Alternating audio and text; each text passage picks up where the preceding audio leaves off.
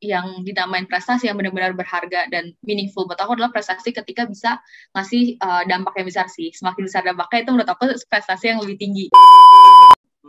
Prestasi terbesar lu di dalam hidupmu apa? Apakah Mapres? Apakah lu best presenter di Bangkok International Student Conference? Atau apa? Again, sebenarnya kalau aku sih itu sangat sangat purpose driven, dan emang waktu itu ngelihat banyak banget yang butuh, banyak banget orang-orang yang emang nyari gimana caranya supaya mereka misalnya emang lagi kesepian, gimana caranya mereka pengen punya teman buat cerita, dan itu akhirnya yang kayak ngedorong, oke, orang-orang butuh ini, makanya aku sama teman-teman aku, oke, kita coba jalanin aja dulu. Walaupun sebenarnya wah itu gitu. Nah, aku tuh mau nanya Nun, kalau misalkan kepiting, terus dia tuh dipotong, itu namanya jadi kepotong nggak? Waduh, bener kayaknya iya sih ya. Bisa juga ya.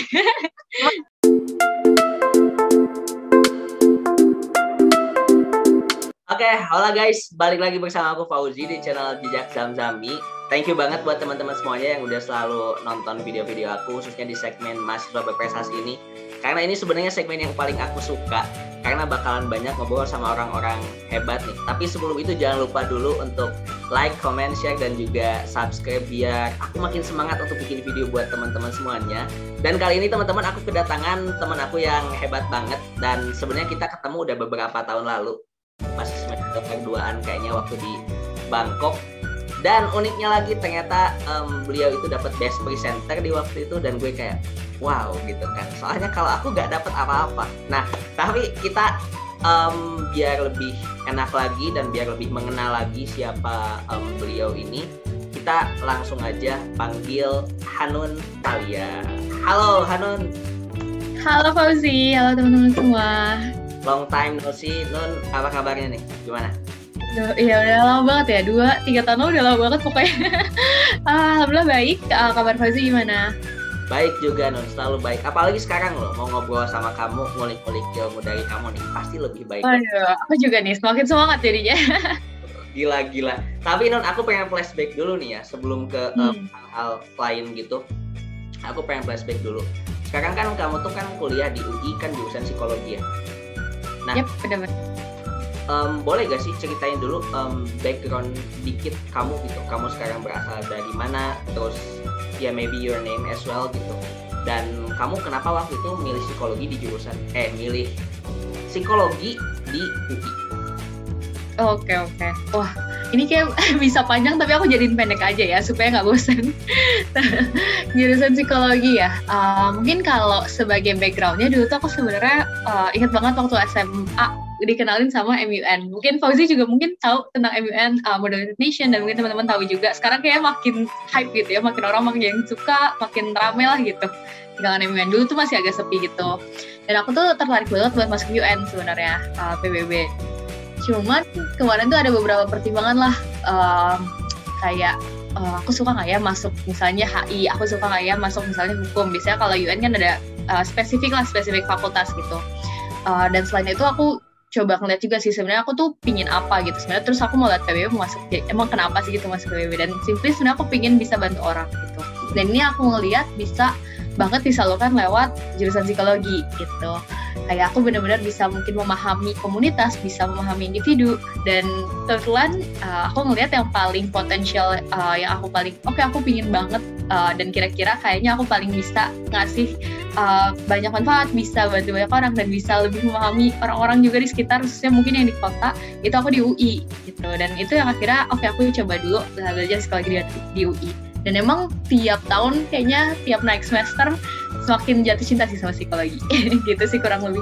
Oh, ini asli menarik banget ya. Kita bakalan panjang pas ini ngobrolnya. Soalnya baru ketemu satu-satunya orang yang dia pengen ke UN tapi jurusan psikologi. Mungkin kalau anak hukum HI itu biasa gitu. Hukum HI, sosial lain kayak gitu biasa banget gitu. Apalagi di HI itu udah bosen gitu ngedengar UN. Pasti HI gara-gara pengen masuk UN. Diplomat itu biasa.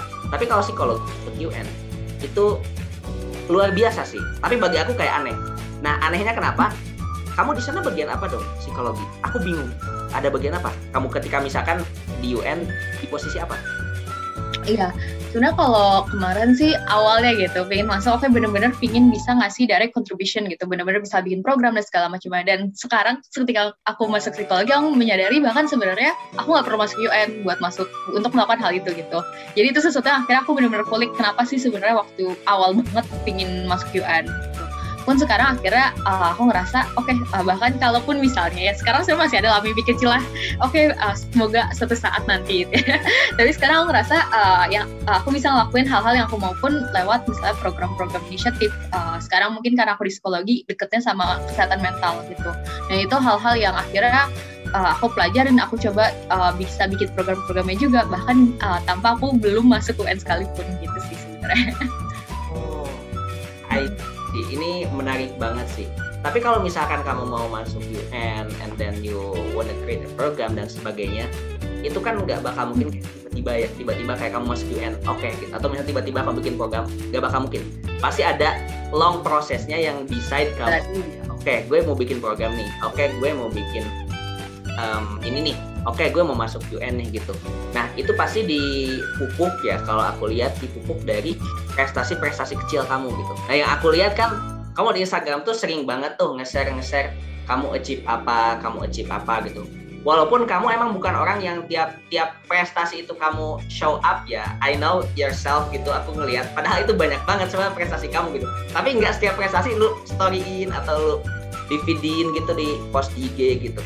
Dan yang terakhir yang aku tahu tuh kamu mapres itu kan, ya di fakultas. Di fakultas ya.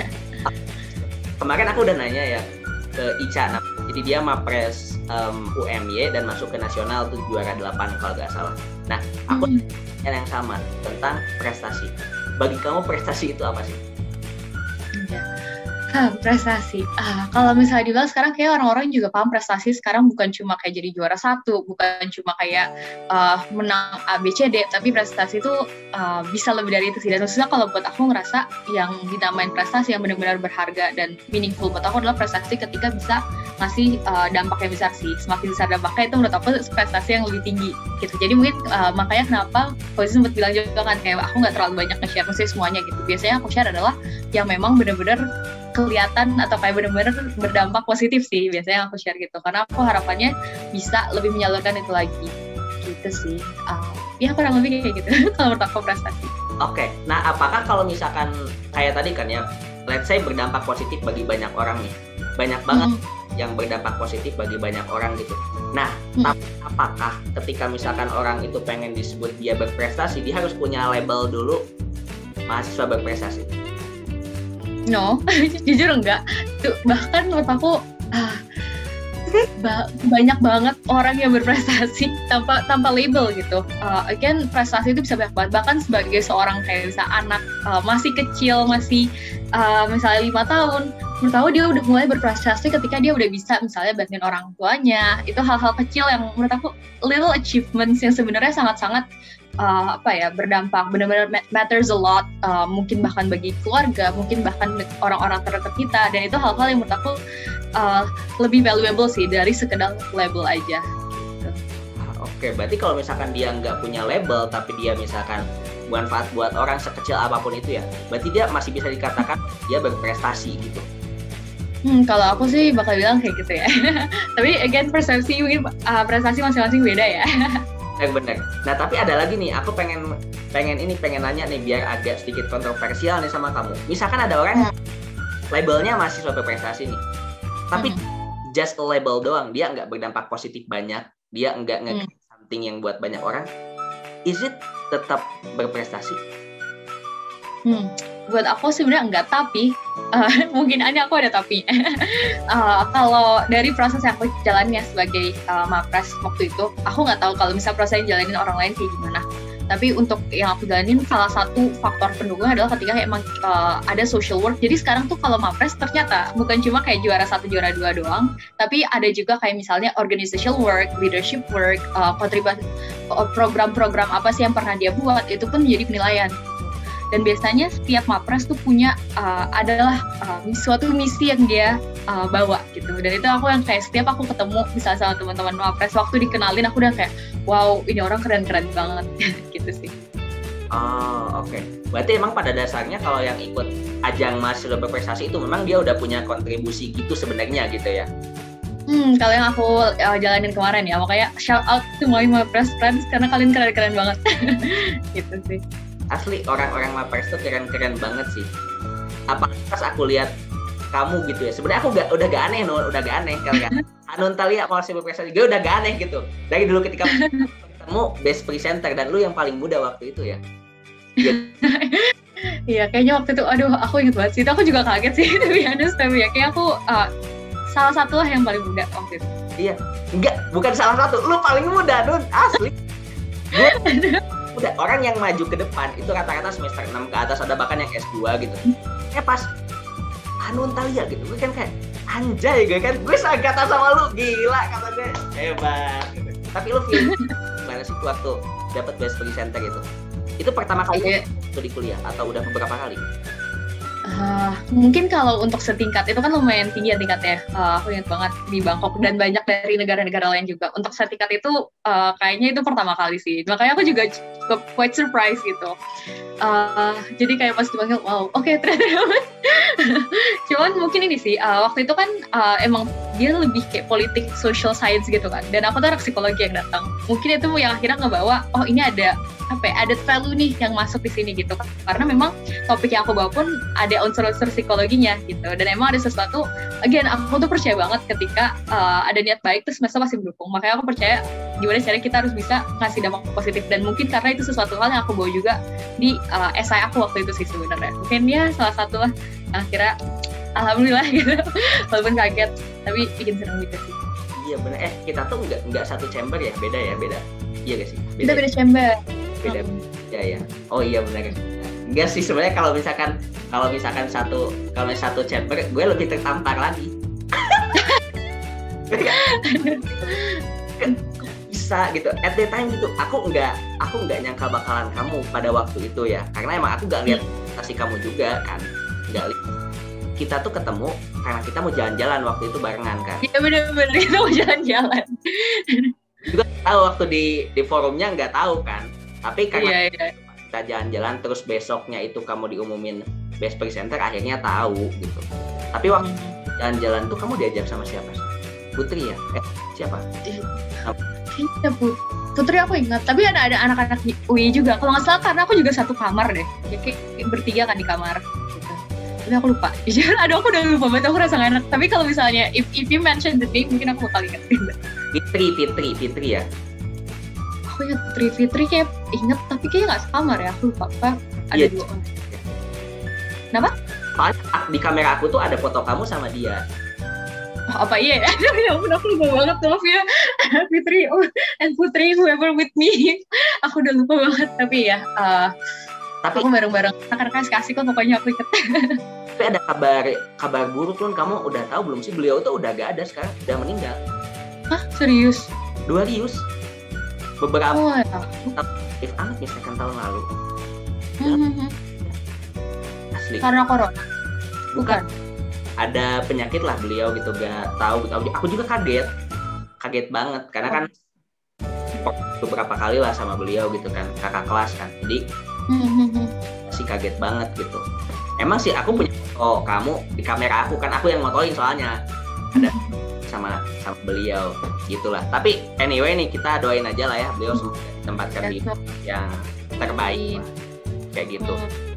Nah tapi kita jadi sedih nih kalau kesana nih gitu. Nah tapi anyway nih, nah ketika kamu misalkan mau berprestasi ya, mau menang ini mau menang itu, nggak mungkin dong tiba-tiba ngalir aja, pasti ada sesuatu yang udah lu planning gitu. Nah cara lu nge-planning itu gitu supaya kamu bisa achieve A, B, C, D, E, G, itu sistemnya biasanya gimana?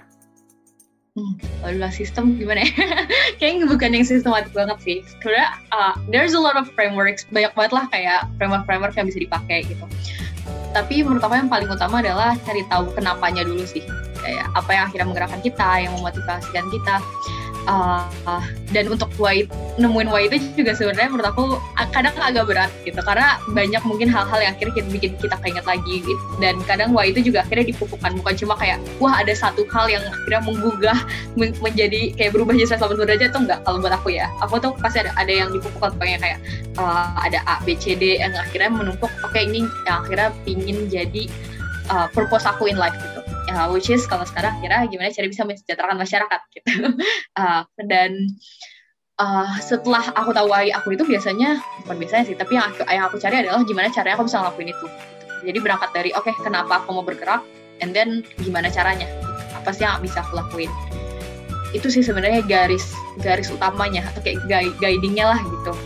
Bukan yang kayak nothing too fancy, nggak yang kayak benar-benar detail banget, tapi aku mulai dari situ sebenarnya. Oke, aku bisa gimana caranya apapun yang aku lakuin bisa berpengaruh nih ke purpose aku itu. Jadi misalnya masuk kuliah psikologi ya, karena again tadi mau bantuin gimana cara bisa sejahtera masyarakat. Jadi kayak di kuliah emang gimana cara mempelajari komunitas, individu dan segala macamnya. Lomba-lomba yang aku ikutin pun rata-rata emang aku bikin program-program gitu sih. Program-program misalnya peningkatan awareness, program-program gimana caranya pencegahan, misalnya pencegahan masalah kesehatan mental dan segala macamnya. Pun ketika aku maju Mapres pun itu pun hal yang kayak satu program yang aku bawa pun terkait itu gitu. Jadi anything that I do in life gimana caranya bisa nge-serve purpose yang aku punya. Tapi kalau misalnya nih emang mungkin teman-teman dari misalnya udah punya nih satu tujuan kuat banget, fix banget, misalnya by 2025 bikin udah punya A, B, C, D gitu. Nah itu bisa banget sih kalau mau dibikin kayak detail plan-nya gitu. Kayak misalnya kalau misalnya di tahun 2025 misalnya pingin punya rumah, ini contoh ya asal aja, pingin punya rumah, dan untuk pingin punya rumah misalnya butuh berapa juta, gimana cara buat dapet berapa juta itu, misalnya per bulan butuh berapa juta, gimana cara dapet berapa juta itu, bisa misalnya kayak kalau gitu per bulan harus punya kerjaan yang bergaji misalnya 5 juta sebulan, misalnya kayak gitulah contohnya. Itu bisa banget sih buat ngebantu kita supaya kita nggak lari kemana-mana. Jadi kita seenggaknya punya ada sense of direction lah, kayak tujuan kita tuh sebenarnya mau kemana gitu.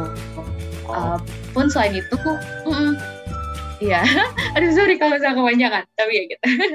Iya, pun selain itu sebenarnya bisa terus iya, pun selain itu bisa kayak identify juga sih sebenarnya apa aja sih yang dibutuhin buat nyampe ke sana. Misalnya kita punya orang-orang terdekat, atau kayak misalnya kita punya kemampuan kita juga, kemampuan kita misalnya punya public speaking skills, punya writing atau communication, atau ya analytical skills, anything lah yang we have yang sebenarnya bisa ngedukung kita gitu sih. Di breakdown ke hal-hal kecil gitu ya? Bisa breakdown ke hal-hal kecil sih. Banyak refleksi sebenarnya, jujur itu sih penting banget. Iya benar-benar. Tapi aku ya ngelihat kamu gitu Non, kan lu itu kesana sini ya, maksudnya kayak lu kuliah lancar, organisasi lancar, kerjaan lancar, dan sebagainya pun lancar gitu, urusan kehidupan lancar. Walaupun ya, lu gak bakal mungkin show off semuanya kan kayak gitu, tapi yang aku lihat based on myself, on my view gitu, bahwa ya lu lancar-lancar aja gitu. Nah pasti ada gak sih kayak lu punya jam belajar misalkan, atau misalkan jam belajar segini sampai segini, jam kerja lu segini sampai segini, jam me time segini sampai segini, ada gak sih? Ini gue lihat sebenarnya lo juga gitu sih sebenarnya, lancar bahkan jadi social media content creator. Kan mas, jadi kayak gitu kalau gitu beda cerita. Kalau aku tuh sebenarnya to be honest dulu rapih banget. Dulu tuh rasa rapih itu yang benar-benar punya Google Calendar, pakai nggak? Pakai. Ya aku pakai Google Calendar. Terus nambah timetable, atau timetable? Tahu tapi nggak pakai. Terus aku dulu tuh pakai Google Calendar, timetable, sama paling notes kecil, sama ada kayak di print gitu, ditaruh di atas tempat tidur. Itu dulu rapi banget. Sekarang udah no nggak sempet lagi, karena banyak banget sekarang, misalnya tiba-tiba plan berubah dan segala macamnya gitu, dan mungkin kadang ada yang perlu geser dan segala macam. Sekarang mungkin yang paling benar-benar pakai pakai Google Calendar sih, simple, udah pakai Google Calendar aja, semua ditaruh di satu tempat. Dan mungkin setiap orang kan punya caranya masing-masing. Ada yang mungkin pakai apa sih itu namanya, yang biasanya ada per jam-jamnya gitu, terus ada breaks-nya, lupa namanya apa, bukan Pareto, pokoknya itulah ya. Yang ada prinsip itu. Nah aku tuh nggak pakai itu. Aku pakai sebenarnya simply kayak time blocking. Jadi kayak misalnya dari jam uh, 8 sampai jam 5 itu jam kerja gitu. Jadi sebisa mungkin aku nggak mau ngatur kalau misalnya tiba-tiba ada rapat organisasi atau apapun itu, aku nggak mau di jam kerja. Karena aku di jam kerja intinya fokusnya kerja. Gitu. Terus itu yang sekarang aku lagi coba pakai sih. Sebelum ini aku caranya simply aku taruh kayak kalau di tab gitu kan bisa banyak ya, kayak Google Tab gitu. Nah dulu tuh sebelum aku pakai time blocking aku pakai itu. Jadi kayak supaya inget ya udah dibuka aja tabnya. Jadi setiap aku buka laptop aku langsung ngerjain gitu. Tapi sekarang aku kayak terlalu banyak tabnya. Jadi aku udah nggak bisa lagi. Akhirnya aku pakai time blocking gitu sih. Itu menarik banget sih, dan yang paling simple paling orang yang biasa pakai Google Calendar gitu ya. Tapi ngomongin jam, ada hal lagi yang menarik sih menurut aku yang aku pengen tanyain ke kamu gitu. Lu kan orangnya cerdas banget ya, aku lihat gitu, cerdas banget, berprestasi gitu. Nanya gitu kayak ketika orang tuh baru nemuin jam nih gitu, ketika jam itu baru nemuin gitu, itu pada waktu itu jam berapa? Gimana ketika jam itu gimana? Iya, ketika jam itu baru ditemuin, pada waktu itu jam ketika jam 0 harusnya berarti ya. Bener kan? Jam baru ditemuin nih. Pada waktu itu cuma kurang tahu. Mungkin kita perlu tanya gitu ya. Kita coba tanya dalam tidur kita, siapa tahu ketemu gitu sampai buat jam kan. Kebetulan aku bukan gitu. Jadi aku tidak tahu. Aku pengen nanyain itu dari tadi tuh ke kamu gitu, karena gue kadang bertanya ya kayak ini jam, kalau pertama kali orang nemuin jam gitu kan, ini jam berapa gitu. Sama aja kayak orang nemuin sebelum ada bohlam kan gitu, Thomas Alva gitu. Itu dulu pakai apa itu kan udah jelas gitu. Tapi kalau ini kan kayak ini jam berapa gitu. But yeah, the weird questions anyway. Tapi mungkin masalah prestasi lagi nih ya. Prestasi terbesar lu di dalam hidupmu apa? Apakah Mapres? Apakah lu best presenter di Bangkok International Conference atau apa? Aku harapannya masih ada prestasi terbesar ya. Harapannya. Sampai saat ini. Kalau buat saat ini, again balik lagi, buat aku prestasi ketika bisa ngasih dampak ke banyak orang, dan menurut aku yang itu aku bisa salurin lewat diceritain. Kamu sih tahu diceritain kah? Tahu, aku sering lihat lu sering nge-share. Ya, sering dikit-dikit lah. Ya, itu kayak udah kayak anak sendiri sih. Soalnya emang tuh aku bangun bener-bener bareng awal tuh bertiga. Sekarang kita udah punya beberapa temen lagi. Dan udah lumayan inilah, udah punya tim yang super oke sih menurut aku. Karena keren-keren banget. Tapi aku suka karena mungkin sebagai background aja diceritainnya awalnya SI. Kebetulan aku sama temen aku dari psikologi, semuanya kita mau gimana caranya bisa ningkatin kesehatan mental dan gimana caranya bisa ngefasilitasin. Jadi bukan cuma dari segi awareness, tapi dari segi fasilitas, karena memang mahal psikolog gitu, mahal dan terbatas. Lagi kalau pandemi ini, ya mungkin Fauzi atau teman-teman udah pernah dengar kalau misalnya tingkat masalah psikologis makin tinggi kan ya. Akhirnya gimana cara kita bisa ngefasilitasin, nge-cater khususnya buat anak-anak mahasiswa gitu. Tapi sekarang emang kita udah lebih luas lagi sih, nggak cuma mahasiswa aja, tapi awalnya berangkat dari situ. Kan kita dapat funding dan akhirnya kita jadiin itu bentuknya aplikasi konseling sebaya. Itu awalnya banget tahun 2000 berapa ya? Akhir 2020 kalau nggak salah, November kita launching. Dan sampai sekarang itu pengguna kita sebenarnya udah di atas 30.000.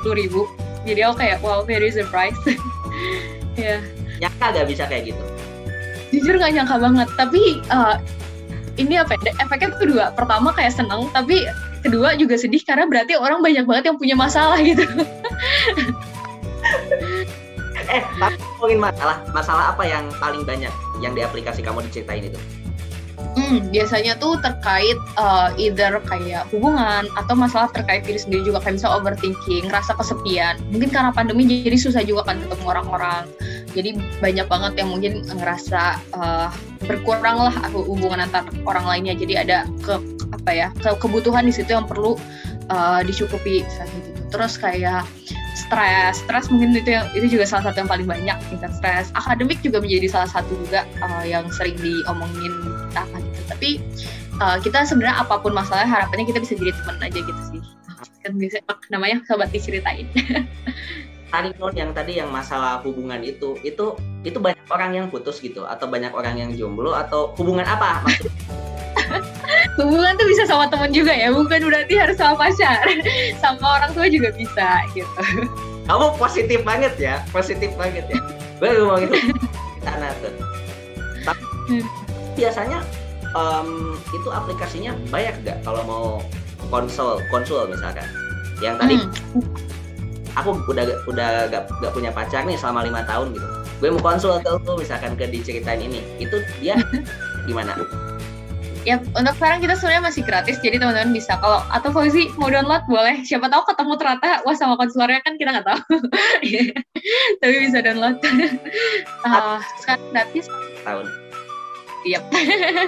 Gitu sih. Rencananya kita bakal berbayar sebenarnya, tapi tetap murah. Jadi kita gimana caranya bisa seuang saku lah gitu. Tapi pun nanti ketika kita berbayar kita tetap ada promo-promo, dan kita juga rencananya bakal bikin bot juga. Kayak semacam AI lah buat ngebantu juga in case kalau misalnya buat teman-teman yang mungkin nggak dapet nih booking sama psikolog konselor ya. Oh, dia usernya sekarang yang dari umur berapa? Utamanya tuh kita sebenarnya mahasiswa ya, jadi kurang lebih ya 17 sampai 24, 25. Tapi ternyata kita tuh banyak juga ternyata kayak dari umur 15. Jadi anak-anak SMP, SMA tuh juga banyak yang pakai. Gitu sih. Yang akhirnya kita sekarang ingin memperluas juga sih. Jadi bukan emang cuma mahasiswa, tapi kita masuk untuk pelajar-pelajar, dan kita emang lagi ada sebenarnya ini masih on the down low, tapi aku bisa kasih sedikit aja. Kita lagi ada project juga buat ke sekolah juga sih, ke siswa-siswa gitu sih.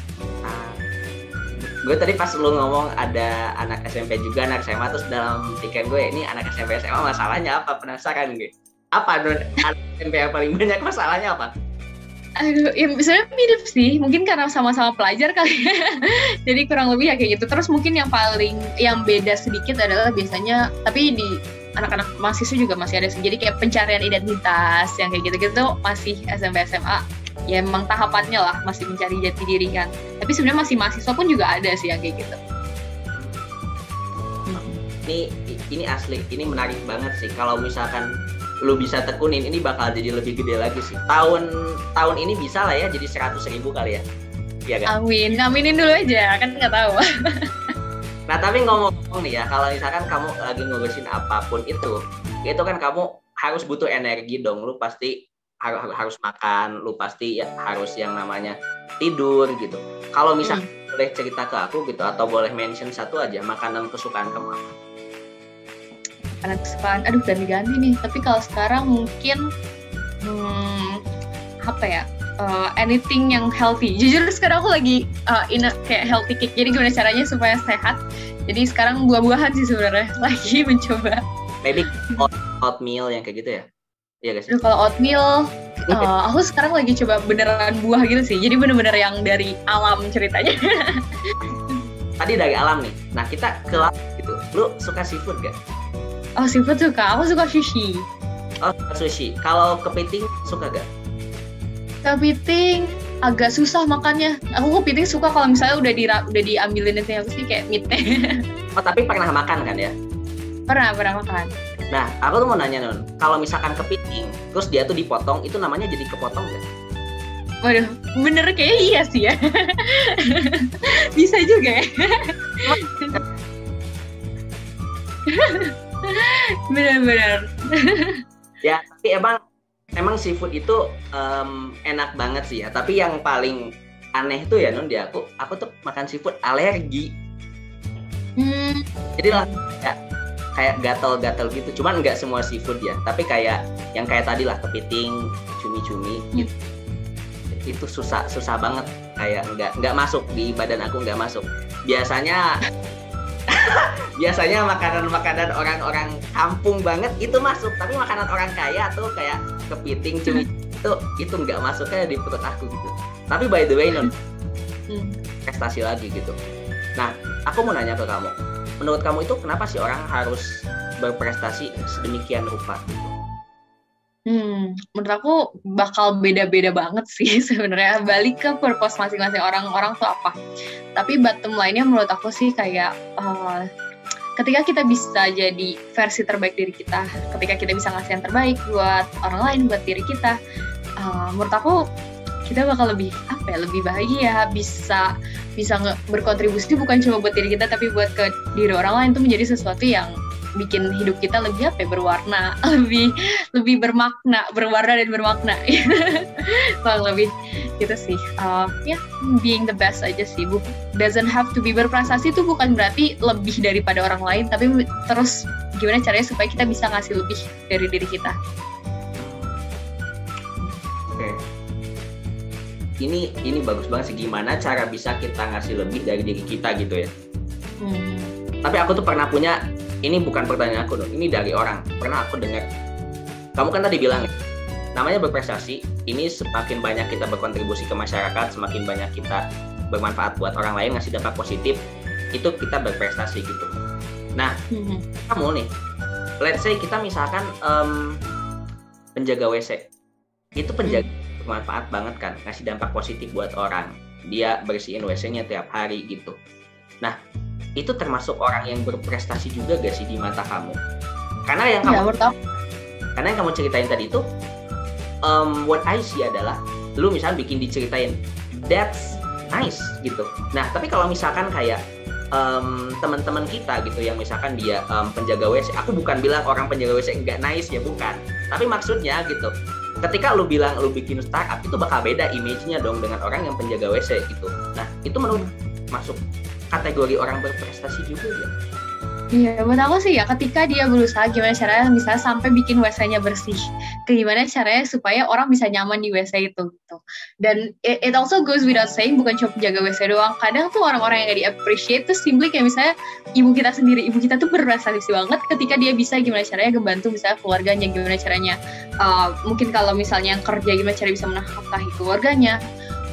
Anything can be achievement gitu. Dan kadang kita lupa aja sih ngehargain orang lain dan ngehargain diri kita sendiri gitu atas penghargaan atau achievement yang kita punya. Iya bener. Sadar gak sih kamu kalau di lingkungan kita ya, di mahasiswa di Indonesia, rata-rata orang itu bisa dikatakan berprestasi ketika lu cuma juara 1. Ya kan? Cuma dapat ketika lu nilai IPK-nya gede, ketika lu wisudanya cepat, ketika lu jadi wisudawan terbaik, itu baru prestasi gitu. Kata-kata di kita kayak gitu kan. Jadi mereka kayak kurang dari hal-hal kecil yang kata kamu tadi itu kan. Mungkin bisa bangun kita jam 4, terus misalkan tahajud ke sholat subuh langsung, itu berprestasi banget kan. Tapi itu mungkin orang nggak sadar kan ya, nggak sadar. Atau dia makan tepat waktu, itu berprestasi juga, karena banyak orang yang nggak makan tepat waktu akhirnya sakit gitu kan. Kayak lebih menghargai hal-hal yang kecil gitu sih ya menurut aku. Dan menurut aku kayak ketika hal-hal yang kecil itu akhirnya bisa ngasih dampak yang gede. Aku tuh percaya kayak instead of kayak harus ngelakuin sesuatu yang besar, tapi ketika kita bisa ngelakuin hal-hal yang kecil yang kira menjadi sesuatu yang besar gitu. Hal kecil tapi mungkin effortnya kesannya kayak, atau kayak kelihatannya ini hal yang kayak ini apaan sih, sepele, tapi sebenarnya bisa ngasih dampak yang gede banget. Dan itu menjadi itu prestasi yang menurut aku keren banget sih ketika seseorang bisa ngelakuin hal itu. Bener sih, bener. Tapi aku tuh inget nih tadi kata kamu gitu, kayak ibu kita juga itu berprestasi gitu, gimana cara ngegedein kita, bantu keluarga gitu. Nah, ngomongin ibu, beberapa tahun lagi juga lu bakal jadi ibu kan? Ya, lu bakal jadi ibu dan lu bakal let's say lu bakalan mengandung nih kan, lu bakalan punya anak, dari keturunan lu bakalan mengandung. Nah, yang pengen aku tanyakan itu adalah, apakah ketika misalkan anak kamu gitu ya, itu nendang-nendang kamu tuh ketika bayi gitu di perut kamu gitu, itu termasuk anak durhaka guys? Dia durhaka kalau misalnya ternyata dia nggak jadi pemain sepak bola. Kalau udah nendang-nendang, kalau udah lahir harus gimana caranya harus bisa jago gitu main sepak bola. Nah dong, ini nggak jadi pemain sepak bola profesional, gile. Nggak ada yang bercanda. I would love my kids anything kayak they come to be like. But then dari aku sih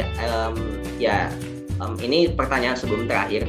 Nah, kamu mention tentang diceritain itu akhir 2020 ya? Ya, akhir 2020 itu launching aplikasi harusnya. Tapi sebenarnya kayak idenya udah agak lama juga sih. Gitu. Nah, tapi kamu kan kebanyakan ngegarap rata-rata ya pandemi kan, waktu termnya pandemi itu. Nah, kadang yang aku lihat Nun gini, ketika pandemi orang-orang tuh jadi berubah. Orang yang dulunya aktif pas pandemi jadi surut banget gitu. Terus ada yang orang misalkan tadinya berprestasi terus gitu waktu sebelum pandemi. Tapi waktu pandemi nama dia tuh jadi hilang. Kebanyakan teman kayak gitu, entah itu kenapa. Tapi waktu aku ngobrol, salah satunya adalah ya dia motivasinya turun, terus dia nggak punya teman ngobrol atau kesempatan dia jadi ketutup dan sebagainya gitu. Nah ini kan satu hal yang unik nih. Kamu membangun ini bahkan di tengah pandemi, di tengah orang-orang tuh kesulitan, di tengah orang-orang tuh ngedown. And why you decide untuk making ini pada waktu itu dan di masa pandemi? Dan yang mau aku tanyakan adalah ketika bikin sesuatu di masa pandemi bagi kamu ya, itu peluang atau misalkan kayak ancaman atau tantangan sih buat kamu gitu?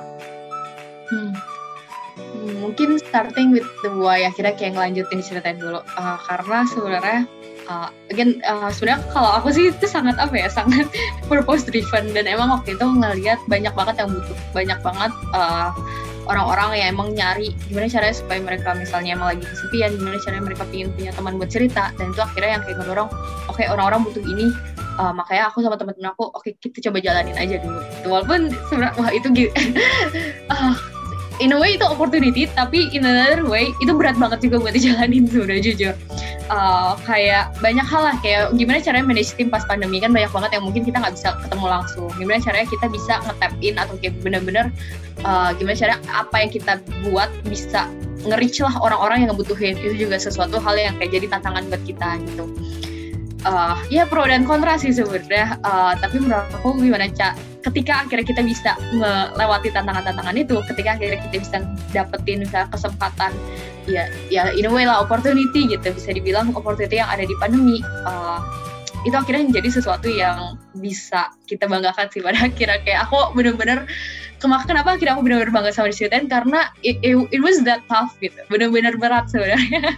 Bahkan sekarang pun nggak bisa dibilang sekarang udah ringan, karena sekarang tuh masih banyak guncangannya, kayak bahkan kayak at times kayak aku juga nggak yakin apakah kayak within kayak the next few years apakah seberapa besar sih diceritain kira-kira bakal nanti itu, dan banyak lah kayak keraguan-keraguan yang mungkin dia bukan buat diceritain doang sih, bahkan kayak mungkin program project aku di tempat lain juga, organisasi lainnya, karena memang pandemi ini sebenarnya ya ada, meskipun ada kesempatan, ada juga ancaman-ancaman yang akhirnya diberikan, dan tantangan sih I would say kayak tantangan, challenge lah ya, yang lebih positif gitu. Tapi kalau misalnya kita tenggelam di keraguan itu, tenggelam di rasa takut itu, yang ada kita nggak maju-maju sih sebenarnya gitu sih. Oke, kalau tenggelam di rasa takut itu nggak bakal maju-maju. Terus gimana ngehilangin rasa takut? Saya ngehilangin, karena justru kayak aku masih takut sekarang. Aku gak bilang aku gak takut ya, aku masih takut sekarang. Tapi justru rasa ketakutan itu kita shift nih, daripada rasa ketakutan itu kita kasih makan.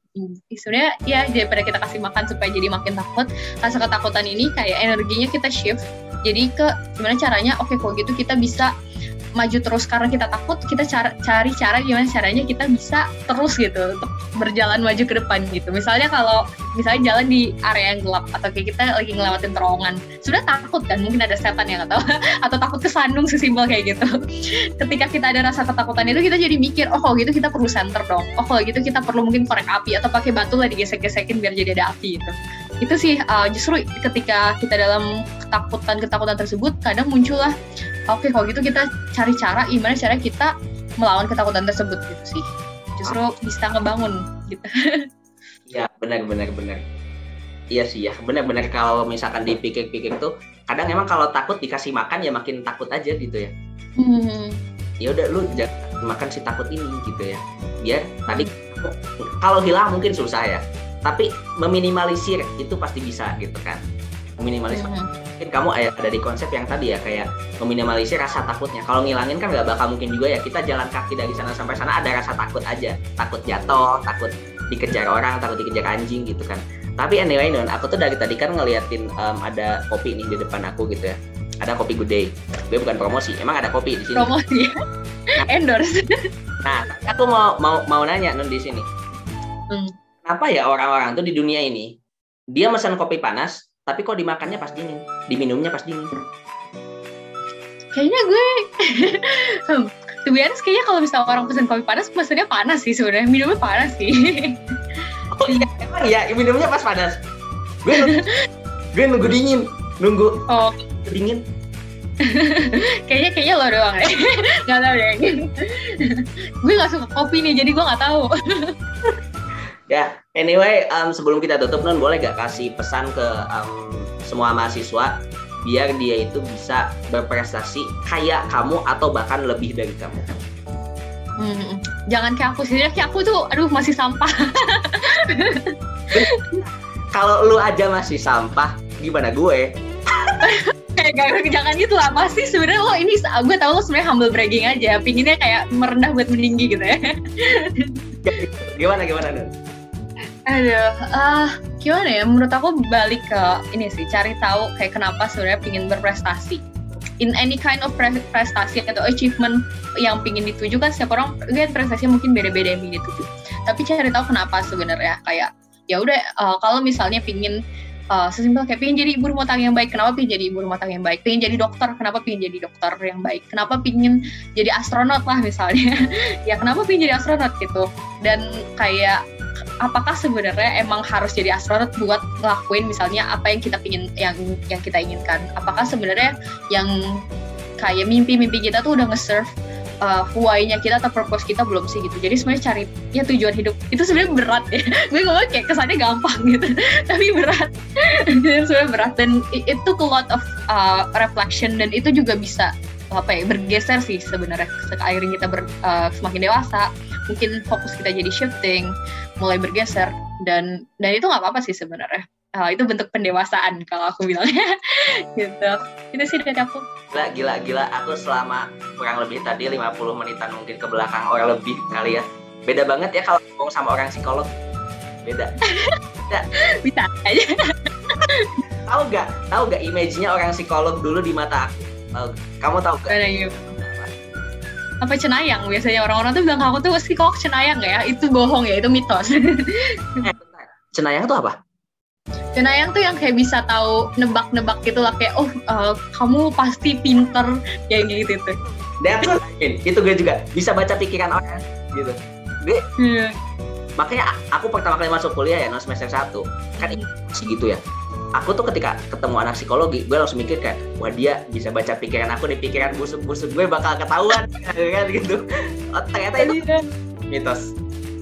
mitos, sangat-sangat mitos. Kita bisa mencoba memahami, tapi itu biasanya kita pun nggak kayak wah ini orang, misalnya langsung ketemu nih, wah ini orang pasti nih pinter main bola, atau wah ini orang pasti jadi misalnya seniman, itu enggak.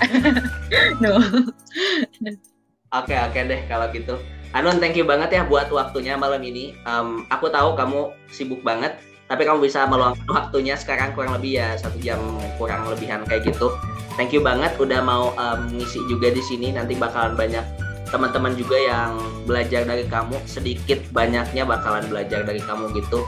Dan aku doain tadi semoga diceritain 100.000 user ya di tahun ini ya. Amin. Thank you Fauzi. Berapa ya? Ratusan kali lipat ya, 250% kah? Ya 250 kali lipat gitulah dari yang sekarang yang 30.000. Dan buat teman-teman juga yang mau download dan juga follow, langsung aja ada di sini Instagramnya, nanti aku taruh. Dan Instagram Hanun juga silahkan teman-teman, tapi jangan macem-macem ya, tanyain tentang diceritain aja, jangan yang aneh-aneh. Tapi kalau ada yang mau konsultasi tentang dia misalkan baru diputusin sama pacarnya, boleh juga diceritain. Boleh. Tapi kita tuh karena konselor sebaya, kita nggak bisa yang klinis. Jadi kalau misalnya teman-teman memang sudah misalnya identify, pernah coba nih diagnosis, ternyata pernah terdiagnosis misalnya depresi atau segala macam, yang aku saranin kita ada psikolog gitu. Jadi kalau ke konseling sebaya, mungkin kalau mau tanya-tanya ngobrol dulu, itu boleh ke konseling sebaya. Tapi nanti bisa akan diarahkan nih kalau misalnya teman-teman memang udah pernah terdiagnosis klinis gitu teman-teman. Tapi boleh apapun cerita, datang aja lah. Ya, nanti aku bakalan, karena aku depresi nih, nggak punya pacar 5 tahun ke belakang. Waduh, jangan gitu lah, jangan self-diagnose ya teman-teman. Ya, dan buat waktunya, terus pokoknya buat kamu, kalau misalkan ada sesuatu yang nanti bisa aku bantu, sebenarnya gue nggak tahu juga mau bantu apa, karena lu terlalu cerdas dan terlalu pintar untuk gue bantu. Tapi kalau misalnya hal kecil yang bisa gue bantu, just let me know. Begitupun nanti kalau misalkan ada hal-hal yang bisa kita kolaborasi lagi.